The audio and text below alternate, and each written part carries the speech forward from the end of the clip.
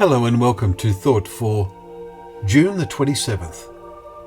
Our readings are 1 Samuel chapters 7 and 8, Isaiah chapter 52 and Revelation chapter 14.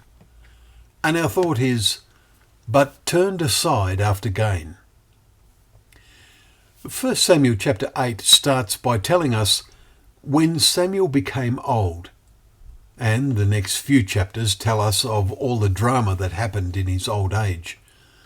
The first problem was that Samuel's sons, whom he had made judges, did not walk in his ways, but turned aside after gain. They took bribes and perverted justice, we are told in verse 3. There is no record of Samuel's wife.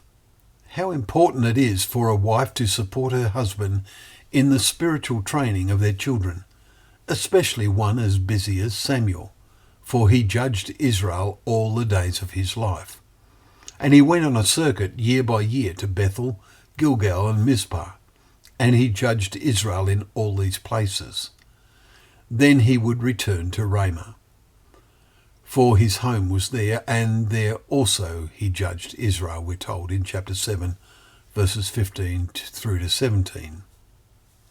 We live in a world where few, if any, of those in authority have any real Bible-based principles.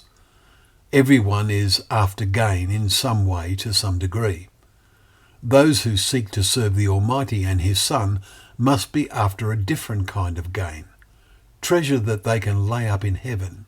See Luke chapter 12, verse 21.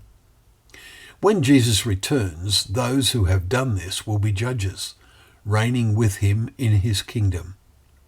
Maybe Samuel's role as a judge is an example, but they will have divine power, which the apostles experienced as a foretaste of the powers of the age to come.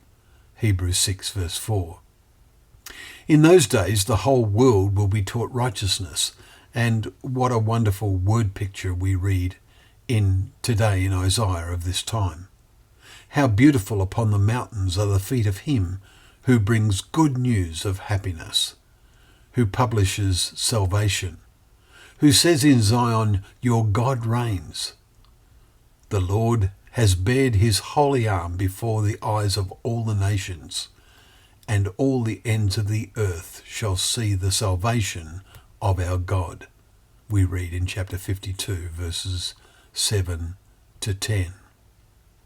To talk of beautiful feet is a poetic expression of the joys of doing the Lord's work.